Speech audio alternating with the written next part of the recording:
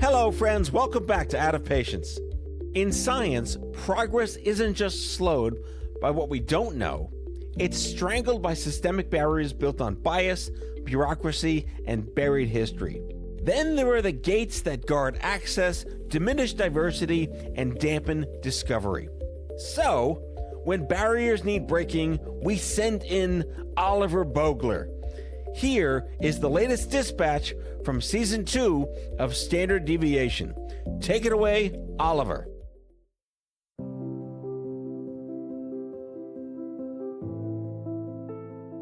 In 2020, Dr. Crystal Rogers was living what looked like the dream.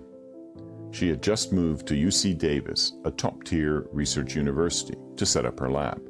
She had the title, the students, the space. But behind the scenes, the dream was falling apart. At the end of it, I was ready to quit science, honestly, because I thought, my grants aren't doing well. I don't think I belong here. I don't think I can succeed at this place. And I would drive in the country roads, honestly in tears, trying to figure out what I'm going to do with my life, because I can't do this. Crystal wasn't dealing with a lack of talent. She's a developmental biologist. She studies how embryos form, how a single cell decides to become a spine or a face or a heart. She understands how to build things from scratch. But in 2020, she was hitting a wall that talent alone couldn't break, and she was carrying a heavy load outside the lab. I am a mother, I'm a wife. I take care of my mom, who has had cancer several times, and she lives with us. And so that's life. I have friends that I don't see because I'm always working. I'm Oliver Bogler. Today on Standard Deviation, the invisible rulebook of academia. We're going to look at that perilous moment when a scientist transitions from promising student to independent leader and realizes that the skills that got them there, pipetting, data analysis, hard work, are not the skills that keep them there. We're following two scientists who almost fell off the cliff and how a team of rogue editors taught them how to fly. To understand the cliff, you have to understand the business model of an academic career. When you're a student, you're judged on your potential. When you become a principal investigator, you're judged on your ability to win grants. If you don't get the money, you don't get tenure. And if you don't get tenure, you lose your lab. Crystal is a first-generation college graduate. She didn't grow up knowing how to play the game of high-stakes academic funding.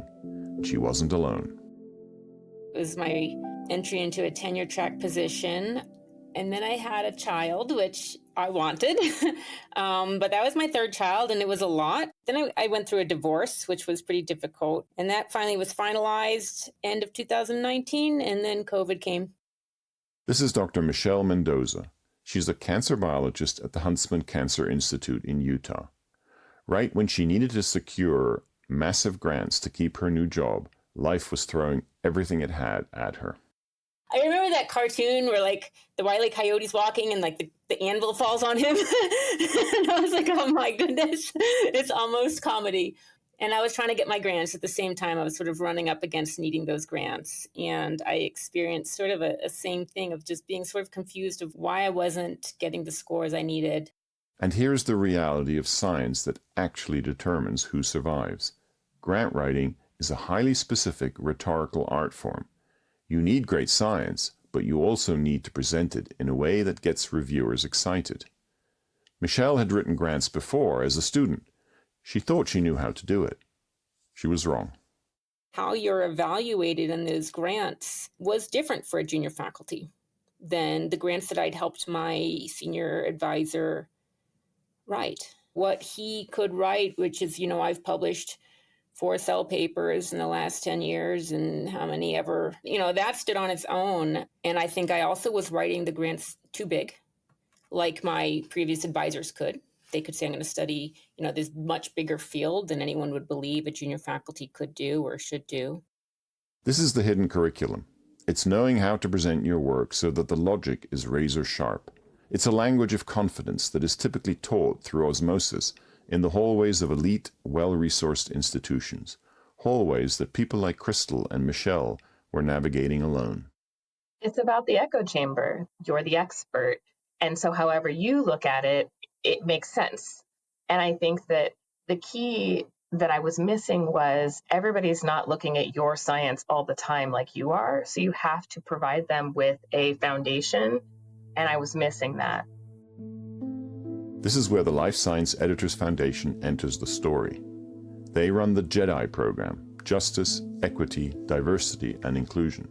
They pair scientists facing barriers with volunteers who are former editors at major journals like Cell and Nature. When Crystal applied to the program, she was matched with a former editor named Angela Anderson. Crystal sent Angela a grant that had already been rejected twice.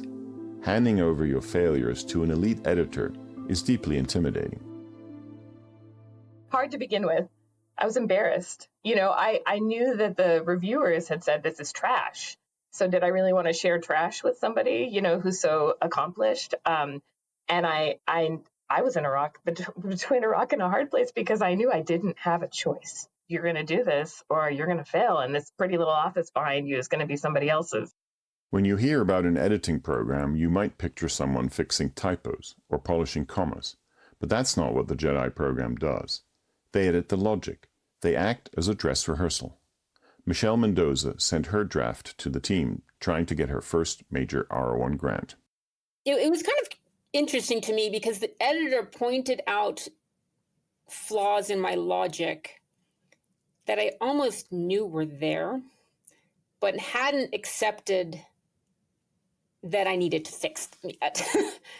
And having them say, you cannot start your grant this way unless you reorganize this or address this head on. When it's scientific editing, it's sort of, here's the logic flow, the rationale for doing this. To explain it again to an outsider, they will be like, well, why of, 20 grants, will we pick your one? This is the crux of the gatekeeping problem. Science is supposed to be objective, but funding relies on persuasion. The JEDI editors taught Michelle and Crystal how to code switch into the language of the winner. So did it work? Crystal Rogers submitted her NSF career grant, a massive career-defining application. She'd been rejected multiple times before. This was her Hail Mary. A few months later, the phone rang in her office. I got a call in December from my program officer at NSF. The phone rang and Dr. Rogers, hi, Crystal, your grant did really well and we're going to fund you. And I burst into tears. We're talking, I would say violent tears of joy, of relief, of, I don't know what I'm going to do. I was so elated. Getting funded this early in the cycle is a huge deal. It means your application was at the top of the list. But she didn't just get the money. She got her confidence back. Remember the scientist crying in her car on the country roads? Within a few months, I had gotten a personalized license plate that says Dev Bio, so I am a developmental biologist. Now I am the Dev Bio professor who drives around Davis, playing 90s hip hop and Beyonce, just enjoying life and science. For Michelle, the stakes were just as high. She needed tenure, and in the academic system, grants equal tenure. So I'm meeting with my program officer, and they said, we are recommending it for funding, which was just again, totally mind-blowing. It's you see your whole future actually is the future. Then I got the notice that it was going to be funded, and I was like, I'm going to get tenure. I'm going to keep my job. I don't have to move. It was huge. I don't have to move. It sounds so simple. But think about the loss if they hadn't stayed. Crystal runs a thriving undergraduate research program. Michelle is discovering fundamental mechanisms of cancer progression. If the hidden curriculum had filtered them out, we wouldn't just lose 2 careers.